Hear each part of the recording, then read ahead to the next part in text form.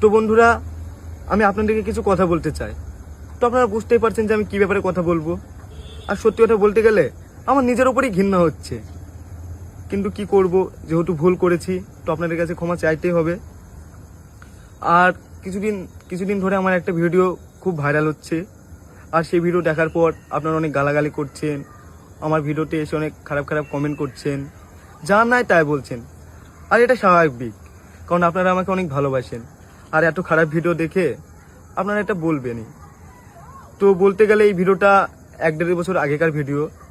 তো আমি আগের থেকে অনেক পরিবর্তন হয়েছি। আর আমি এখন সবসময় কাজ নিয়ে ব্যস্ত থাকি, আর কাজের প্রতি অনেক ফোকাস দিচ্ছি।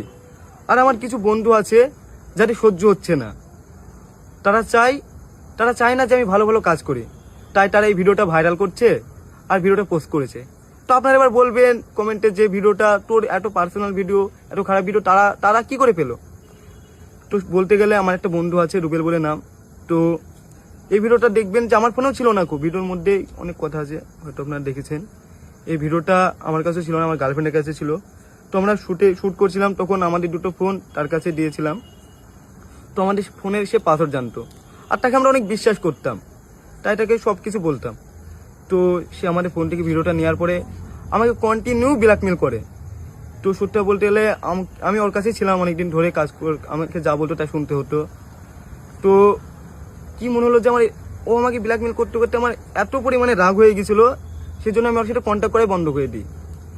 তো সে রাগের মাথায় এই ভিডিওটা পোস্ট করে দেয়। কিন্তু আমি ভাবতে পারিনি যে সে ভিডিওটা পোস্ট করবে, কারণ তাকে ভাই মনে করতাম, তার সাথে অনেক দিন ছিলাম। সে একবারও ভাবতে পারতো যে সে আমার যত শত্রু হোক, সে যদি আমাকে মারতো তাও মেনে নিতাম, কিন্তু ভাবিনি যে সেই ভিডিওটা পোস্ট করবে। এবার আপনারা বলবেন যে তোর এইসব মন বানানো কথা। তো চলেন আমি আপনাদেরকে কিছু প্রমাণ দিচ্ছি, কিছু ভিডিও দেখাই, তাহলে আপনারা বুঝতে পারবেন। ভিডিও শোনেন। তোরা শফিকের ভিডিও যদি আমার ফোন থেকে যদি পোস্ট হয় বা আমি যদি পোস্ট করি, এই ভিডিও তোমার চ্যানেল কারো কাছে নেই। হ্যাঁ, আমার কাছে কোনো নেই। তাহলে তুমি তোমার ফোন থেকে এডিট করে দিবা।